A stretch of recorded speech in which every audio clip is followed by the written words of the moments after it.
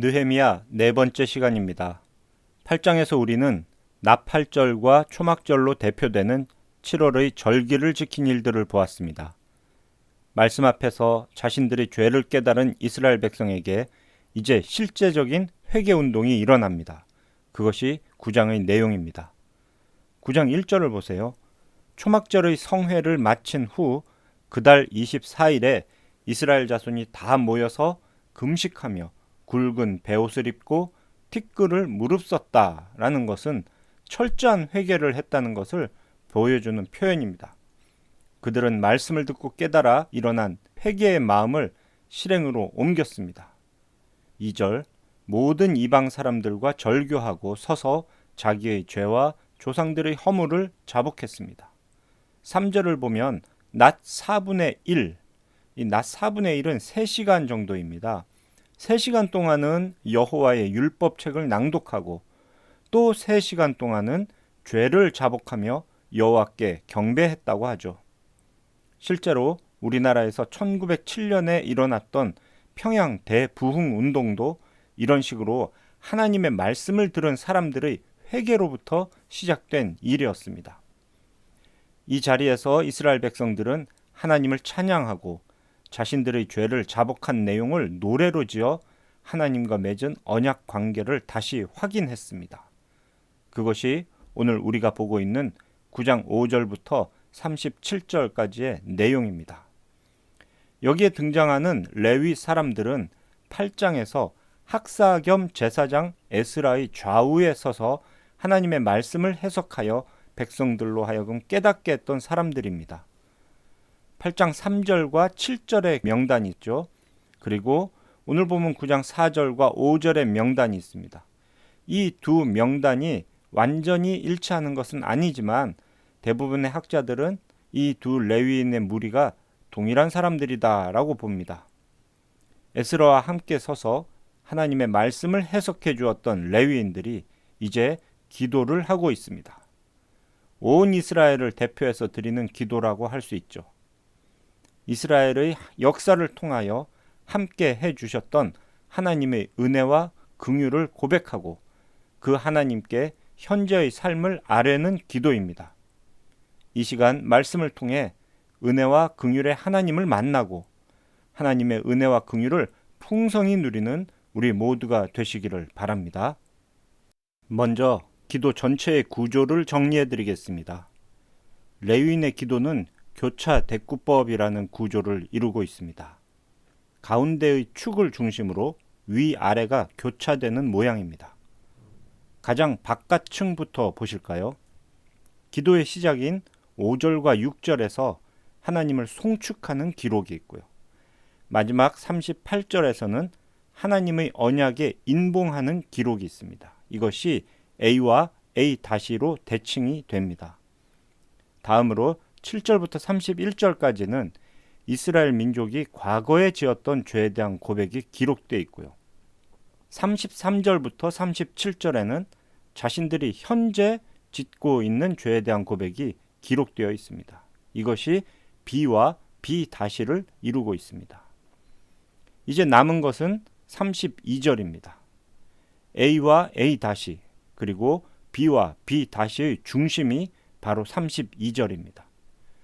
교차 대구법이 사용된 문장의 핵심은 축을 이루는 이 중심에 있습니다.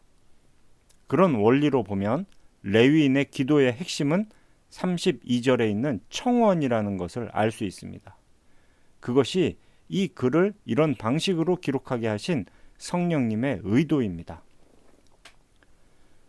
청원의 내용은 이렇습니다.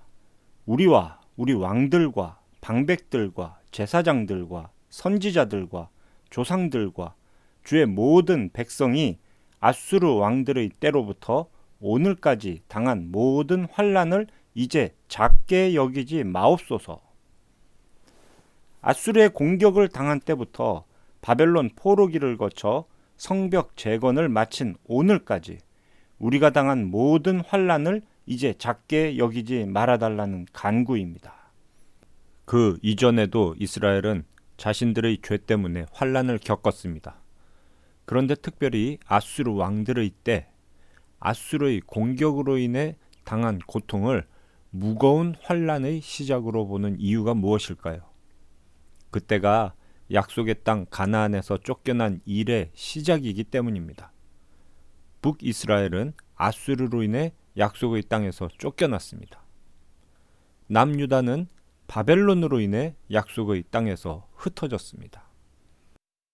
아수르 이전에 가나안 땅 안에서 이방 민족의 공격으로 환란을 겪은 것은 차라리 가벼운 일이었습니다. 그런데 약속의 땅에서 쫓겨난 것은 언약의 저주 중에서 가장 무거운 징계였습니다. 긴 기도문의 핵심이 바로 여기에 있는 겁니다. 하나님, 우리의 죄가 얼마나 큰지 깨달았습니다. 이런 큰 벌을 받는 것이 당연하다는 것은 우리도 인정합니다. 벌을 받아 마땅합니다. 그러나 너무도 고통스럽습니다. 약속의 땅으로 돌아오긴 했지만 이방 왕들의 억압은 여전합니다. 우리의 포로 생활은 아직 끝나지 않았습니다. 하나님 아버지, 우리를 불쌍히 여겨 주시옵소서. 그런 기도를 하고 있는 겁니다. 이스라엘은 어떻게 이런 기도를 드릴 수 있었을까요? 청원의 내용이 담긴 32절 앞의 내용들을 통해서 우리는 그 기도의 근거를 확인할 수 있습니다. 청원을 하기에 앞서 하나님에 대해 이렇게 고백했죠. 우리 하나님이여, 광대하시고 능하시고 두려우시며 언약과 인자하심을 지키시는 하나님이여. 지난 역사를 통해 하나님은 언약과 인자하심을 지키시는 분이라고 고백을 하는 겁니다. 이제 그 근거가 되는 7절부터 31절까지의 본문을 조금 더 자세히 살펴보겠습니다. 천지 창조부터 아브라함과 출애굽을 거쳐 사사시대와 왕정시대까지 이어지는 지난날의 역사 속에서 이스라엘은 항상 하나님께 범죄하여 징계를 받았습니다. 26절을 보면 그 이스라엘의 죄가 분명하게 정리가 되어 있습니다. 그들은 순종하지 아니하고 주를 거역하며 주의 율법을 등지고 주께로 돌아오기를 권면하는 선지자들을 죽여 주를 심히 모독하였나이다. 그런 죄를 지을 때마다 하나님은 이방 민족을 들어서 이스라엘을 징계하셨습니다. 징계를 당하면 그제서야 그들은 하나님께 부르짖었죠. 괴롭다고, 살려달라고. 그러면 하나님께서는 사사와 같은 구원자를 보내어 그들을 구원해 주셨습니다. 그렇게 구원받고 좀 살만하면 그들은 또 죄를 지었죠.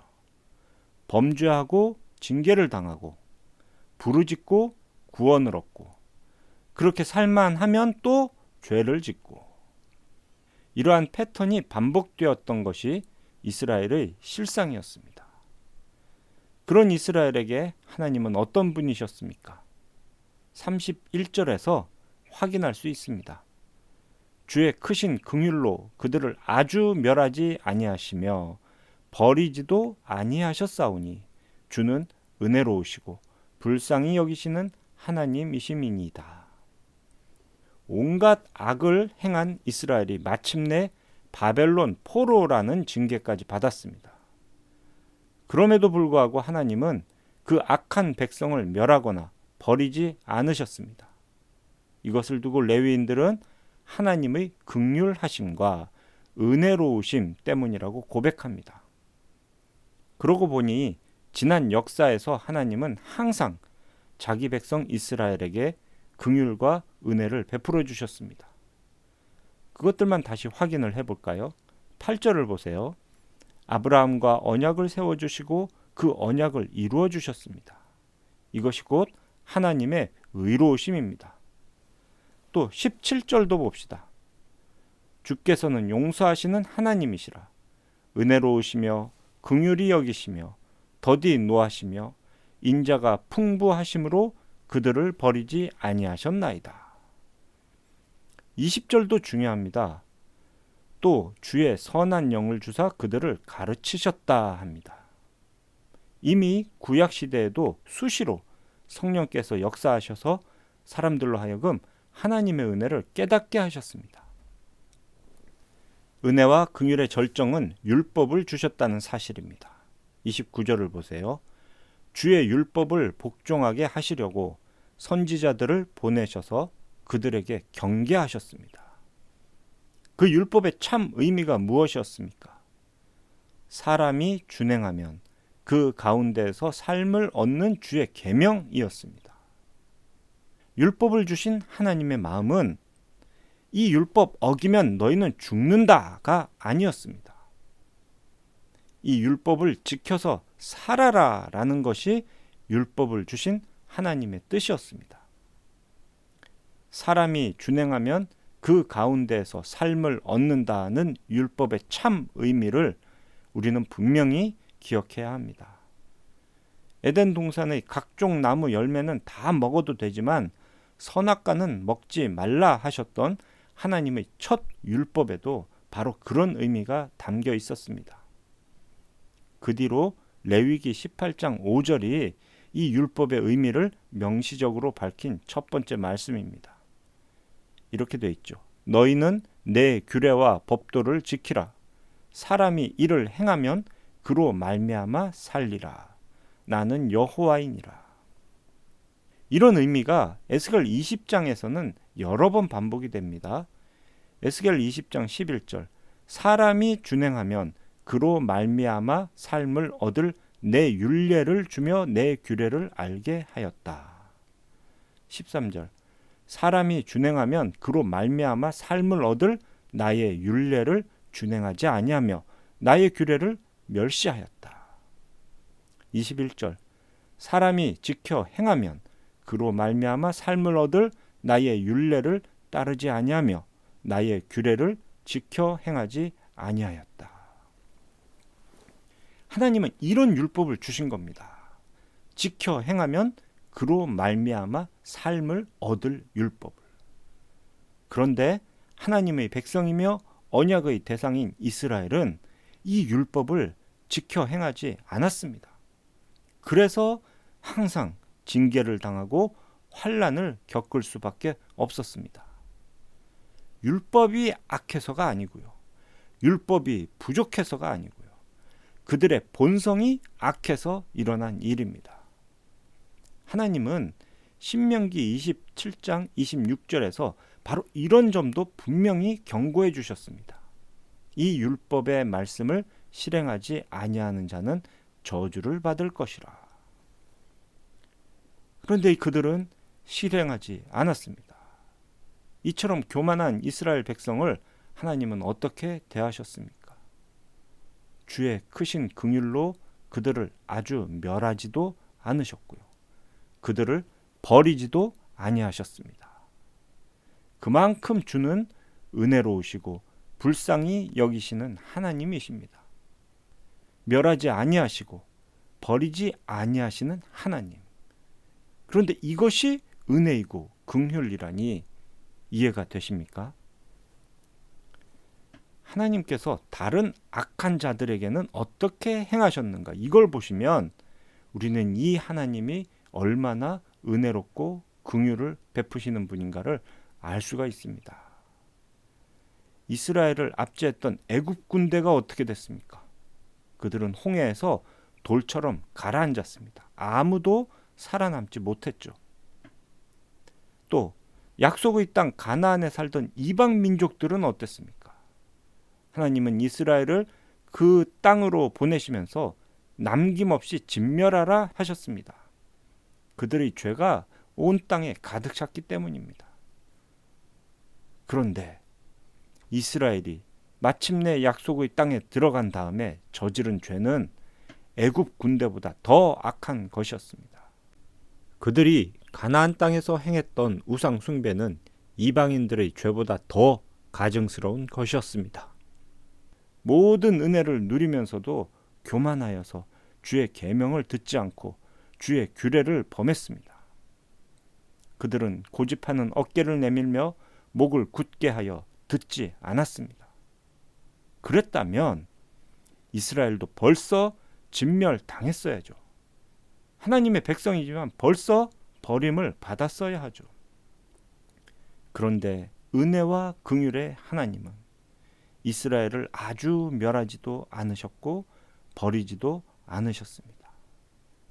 이스라엘은 오래 참으시고 기다리셨습니다. 이제 포로에서 돌아와 성전과 성벽을 세운 이스라엘 백성들은 그런 하나님, 은혜와 긍휼의 하나님께 간절히 기도합니다. 광대하시고 능하시고 두려우시며 언약과 인자하심을 지키시는 하나님, 우리가 아수르 왕들의 때로부터 오늘까지 당한 모든 환난을 이제 작게 여기지 마옵소서. 그리고 이 기도의 마지막은 언약 갱신으로 마무리가 됩니다. 38절, 우리가 이 모든 일로 말미암아 이제 견고한 언약을 세워 기록하고 우리의 방백들과 레위 사람들과 제사장들이 다 인봉하나이다. 여기서 인봉한다는 것은 서명을 한다는 겁니다. 이어지는 10장의 앞부분에는 이렇게 언약에 인봉한 사람들, 서명한 사람들의 이름이 나오죠.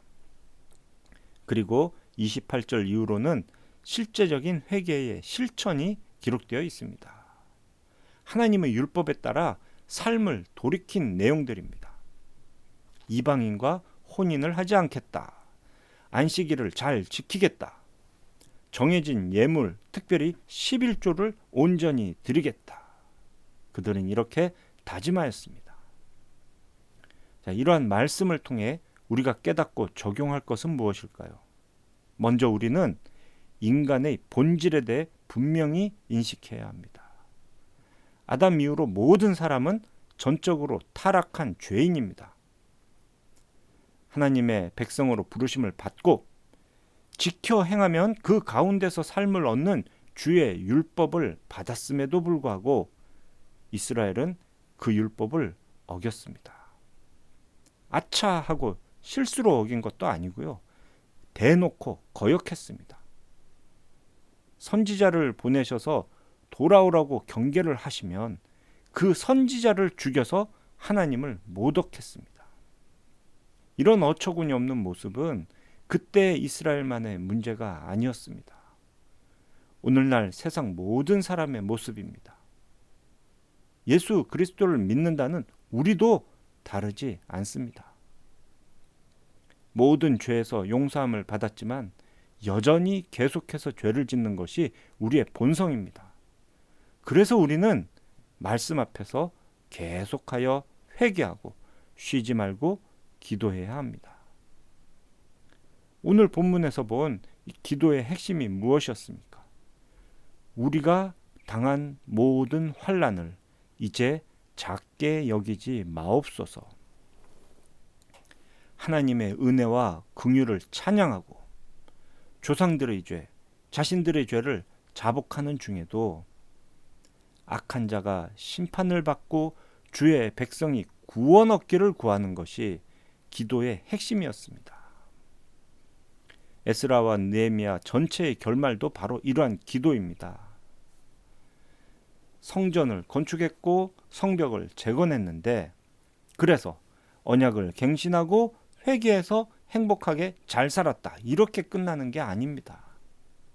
마지막을 보시면 자신들 속에 여전히 또아리를 틀고 있는 죄를 분명하게 보게 됩니다.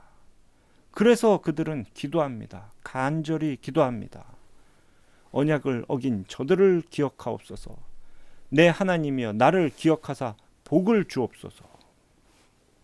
악인에 대한 심판을 이루어 주시고 나를 불쌍히 여기시어 구원하여 달라는 기도로 에스라 느헤미야는 끝이 납니다. 그들의 기도가 어떻게 성취되었나요? 하나님의 독생자 예수 그리스도께서 이 땅에 오심으로 그 기도가 이루어졌습니다. 예수님은 하나님의 율법에 온전히 순종하심으로 하나님의 공의를 이루셨습니다. 우리는 그렇게 율법을 준행하신 예수님을 믿음으로 예수님 안에서 새 삶을 얻게 되었습니다. 본질은 여전히 악하여서 저주를 면할 수 없는 우리가 예수 그리스도의 은혜로 죽음의 저주로부터 해방되었습니다. 신약성경 갈라디아서 3장 12, 13절에서 이렇게 말씀하시죠. 율법은 믿음에서 난 것이 아니니 율법을 행하는 자는 그 가운데서 살리라 하였느니라. 그리스도께서 우리를 위하여 저주를 받은 바 되사 율법의 저주에서 우리를 속량하셨으니 기록된 바 나무에 달린 자마다 저주 아래에 있는 자라 하였음이라. 또한 예수님은 준행하면 그 가운데서 삶을 얻는 주의 율법을 우리로 지킬 수 있게 해 주셨습니다. 부활하시고 승천하신 예수께서 우리에게 보내주신 성령님의 도우심으로 우리는 살리는 율법을 지켜 행할 수 있게 되었습니다. 이 모든 사실의 바탕이 되는 원리가 바로 하나님의 은혜와 긍휼입니다. 노하기를 더디하시는 인자가 풍부하신 하나님, 택하신 백성을 멸하지 않으시고 결코 버리지 않으시는 하나님. 우리는 말씀을 보면서 그런 하나님의 성품을 확인할 수 있습니다. 그래서 우리는 목사를 통해 전해지는 설교를 들어야 합니다. 역사에서 드러난 고통스러운 죄를 깨달아 겸손함을 잃지 않아야 합니다. 하나님께서 자기 백성을 위하여 행하시지 않은 때가 없었다는 그 사실을 계속해서 확인해야 합니다. 또한 성찬에 참여하여 그리스도의 구원의 복음을 몸으로 체험해야 합니다. 우리를 위해 살 찢기시고 피 흘리신 예수 그리스도의 은혜를 다시 마음판에 새길 수 있는 것이 성찬에 참여하는 시간입니다. 주의 살과 피를 먹고 마심으로 죄와 싸워 이길 실제적인 힘을 얻는 것이 성찬의 은혜입니다. 그렇게 주일 공예배를 통해 하나님의 사랑의 언약을 갱신해야 합니다. 사랑하는 필그림교회 성도 여러분, 어떠한 상황에서도 은혜와 긍휼의 하나님을 의지하시기 바랍니다. 비록 우리가 불순종하여 죄를 범해도 성부 하나님은 오래 참으십니다. 자녀 삼으신 우리를 멸하지 않으시고 버리지 않으십니다. 또 성자 예수님은 언제나 우리를 위해 중보하고 계십니다. 성령 하나님은 언제나 우리 안에 계셔서 세밀한 음성으로 우리를 인도하십니다. 우리가 주의 말씀에 귀를 기울일 때, 우리가 엎드려 잠잠히 기도할 때 우리는 삼위 하나님의 함께하심을 깨닫고 인도하심에 따를 수 있습니다. 죄를 깨달아 회개하고 주의 말씀을 준행하여 참된 성도의 삶을 살아갈 수 있습니다. 영원한 중보자 되신 예수 그리스도에 의지하여 간절히 기도함으로 하나님의 은혜와 긍휼 안에서 구원을 이루어 가시는 우리 모두가 되시기를 삼위일체 하나님의 이름으로 축원합니다.